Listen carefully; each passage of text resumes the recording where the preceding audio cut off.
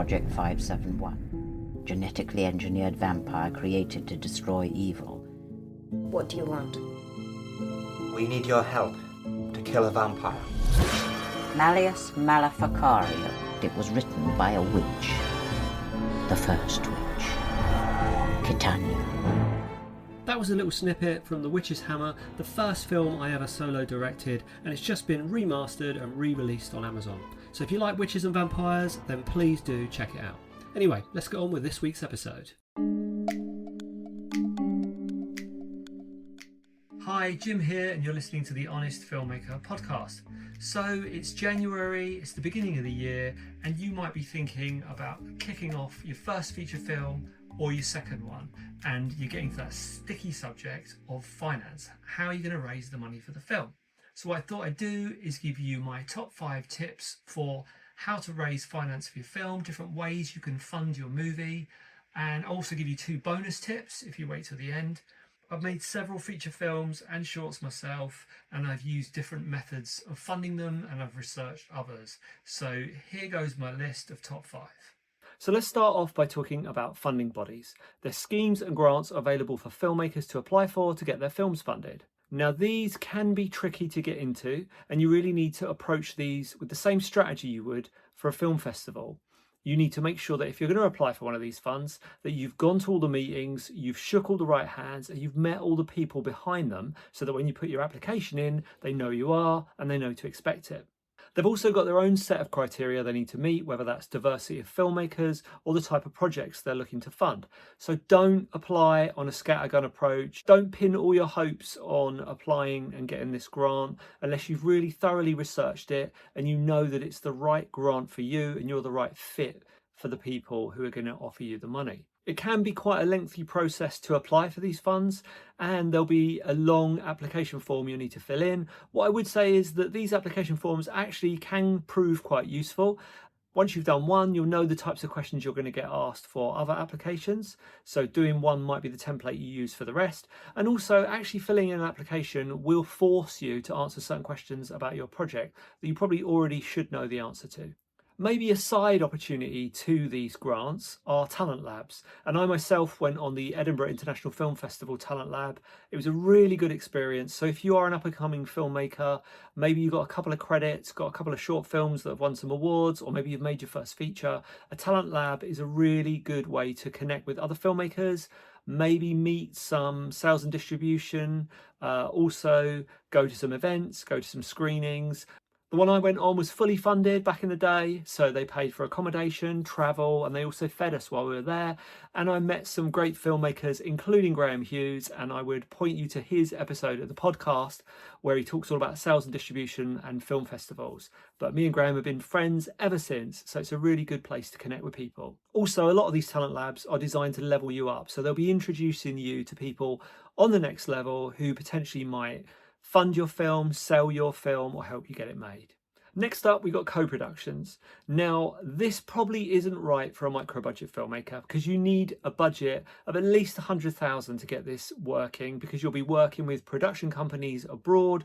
You might find that if you shoot in a certain country, you have to spend a certain amount of money over there or hire locally. That might bring your production costs down if those wages are lower than they would be in this country. But really, the cost you're going to have to outlay is on things like a lawyer, an accountant, and it can be quite a lengthy process. So my advice, if you're thinking of going down this route, is to find a producer who's already done a co-production, because they're bound to have the network already in place. But I do think this probably isn't the best avenue for a micro-budget filmmaker, so I'm actually going to take it off my list. This isn't one of my 5, but I wanted to tell you about it. Next up, crowdfunding. Now, a lot of filmmakers have used this avenue quite successfully, and I definitely point you to a couple of podcast episodes. The one with MJ Dixon, he's crowdfunded a bunch of his films, and he's really good at it, and he gives some great tips. And also the episode with Jake C. Young, he's done the same thing and funded lots of his films through crowdfunding. If you're thinking of going down this route, it's worth doing a bit of research, and you definitely need to have a lot of assets ready for when that crowdfunding campaign launches. So your stills, your promo reel, you need to have actors interested or even cast in it. You've really got to put together a package that will make people interested in parting with their money. Also, another common mistake people make is they think they'll launch their funding campaign and everyone will give them some money, all family and friends. That's not the case. I've heard from fellow filmmakers that you often find you hear a very loud silence when you launch these funding campaigns, especially from people you thought maybe we're going to throw some money your way. So you've got to have lots of assets ready, and also don't only ask people to fund your film. What's more valuable might be a share on social media so that other people see that project. A good episode to listen to somebody who's been really successful with crowdfunding is my episode with Pat Higgins.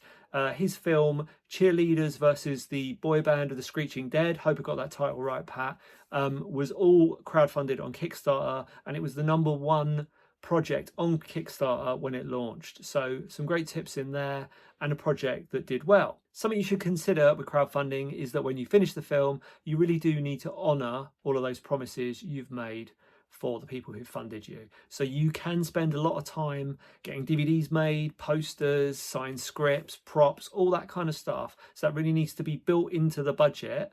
Also, the different platforms have different percentages they take, and also different terms and conditions. Another plus side is that you have already got a built-in audience. So if you were to go to sales and distribution, you could say, look, I've already attracted this many people to my project. So there's definitely an audience with an appetite for it. The downside is they might look at the numbers and go, oh, well, you've already got all your friends and family and all your network to buy the film. So if we put it out, we're going to have to start from scratch. One other tip that filmmakers have told me is make sure you've got more assets and more content than you've planned for that 30-day period or however long you've done your crowdfunding campaign, because if the algorithm smiles on you and suddenly you get lots of people putting money in, you want to make sure you can take advantage of that and keep pushing and keep promoting. So the next one is using your own money. I've done this myself on a few of my feature films, and it has its upsides and it has its downsides. And obviously the first downside is you've got to find that money from somewhere, whether you're working a full-time job to pay for it, or you're getting a loan or a credit card. That money's got to come from somewhere. The downsides are that it can be quite painful when things don't go right on set, because you can see the money slipping through your fingers, and you can also, if you've earned that money to shoot a film with, then you really do see the value of every pound you spend. So an advantage there might be that you put every penny on screen. One of the advantages is that you've got total freedom. You're the one paying for it, so you can make any film you like, but you really do need to be economical with that budget. When we shot The Witch's Hammer, we self-financed that, and that was shot on 35mm. So you can imagine what it was like listening to that camera whirring away, imagining all the money going through it. It did focus in, especially because it was film, it focused us on exactly what we needed to capture. So it was a good training ground for not wasting any time on set and putting all the money on screen. But it is tough, especially on film, because you might have a really good scene happening in front of you and you know you've only got 2 takes at it because that's all you can afford to capture. A little different in the digital world, but there's always going to be little things you might need to spend money on, and that can be painful. So next up is family money. So you may have a wealthy relative or somebody who's really interested in helping you with your career and progressing and making a feature film. So this can be fantastic, having someone on your side who's interested in financing a film. But you do need to explain to them the risks. You need to say, this is what I'm making. It might not make any money. It might take this long for me to pay you back, or I might never be able to pay you back. But it's worth having that honest conversation early on, because this isn't like an investor who you're going to hear from every so often and have to report to. This is someone you might see at Christmas, birthdays, christenings. So really explain that to them properly, because you don't want that ruining a relationship forever. So if I go back to crowdfunding again for a second, and family money, because sometimes families do invest in your crowdfund if you're lucky. One of the mistakes I think students make is they crowdfund their final project in their 3rd year. And I think this is a mistake, because what happens is all of those family and friends who are only going to fund you once, fund you on your short film. And yeah, you can make an amazing short film for 10 grand, but you could also make a pretty good short film for, say, £1,000 and save that bite of the apple for when you make your feature. Save all of those funders for when you make your feature, because you won't get that chance again. Obviously, when you're at university, the university is there to help you. Don't decide to go and shoot a film in Malta and waste all your money on expenses and travel, use that short film as a bit of a test run to get yourself ready to make a feature film when you leave. Lastly, we've got someone else's money. So this would be a private investor. Now, I've done this myself a few times and it's worked really well if you've got a good relationship with the person who's invested, but you do really need to work out what it is that private investor wants from investing in that film. So they might just be interested in film. They might be a wealthy individual who just wants to put their money into a film and that's enough for them. They just want to see their name on the poster. Or it might be someone who actually wants to make some money, in which case you're going to need an accountant anyway and someone who can draw up a contract. So in that contract, it's got to be explained the risks involved in investing in film and also the likelihood of when and if they'll get their money back. You might have an investor who just wants to come and do a set visit. My tip for that is if you're going to get investors onto your set, make sure it's a very stress-free day when you're not shooting anything big or important. Get them down when you're doing something fun, something where you can give them the attention they need. Because for some investors, that's what they've paid for, that VIP experience on a film set, coming down, being treated well and showing what it's like to make a film. Some investors might be interested in the tax breaks available. So if you're going to do SEIS, for example, you definitely want to get a lawyer and an accountant on that so that you make all the right choices, fill in the forms properly so they can get those tax breaks. If you're interested in SEIS, then definitely check out my episode with Chris Niles where he talks about his debut feature and how they funded the film using SEIS.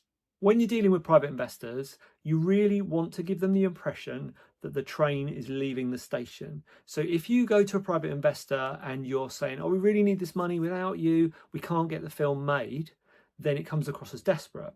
If the angle is, we're going to make this film with or without you, but we'd love to have you involved, you take the desperation out and you also add a little bit of FOMO, a little bit of fear of missing out. This thing's going to happen with or without me.